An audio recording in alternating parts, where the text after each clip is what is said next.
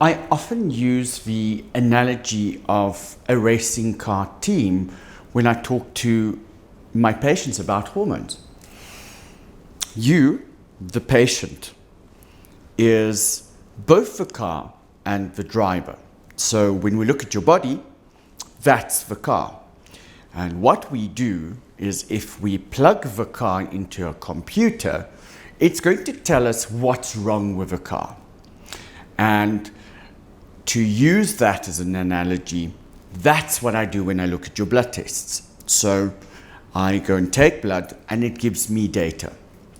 We go through a process. So you will come in and we will do a detailed medical history. And that takes time because through that I understand what happened to your grandparents.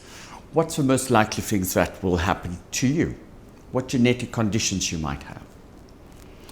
Then we explore the symptoms that you are presenting with. So this is when you take your car to the garage and say, you know what, it's making a funny sound, or it doesn't have enough power, or I can't brake. And then we go through a long list of questions. And this helps me establish when the disease process or which systems are out of balance. We look at the blood results of the blood tests that we've done. And I explain to you as the patient how this relates to what you are experiencing. My belief is only if you understand what the problem is, can we fix it. And all of this is basically done by you, the patient. So to take the analogy of a racing car team further, we have now established that this car is in its best condition and we've balanced all the systems.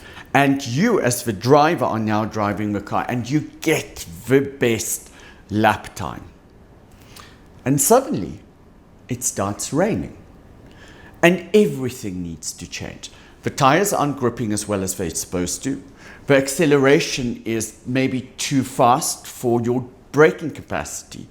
And that's what we do here, is we now look at this and we make small changes in our treatment protocols so that in the wet, you are also getting the best lap time.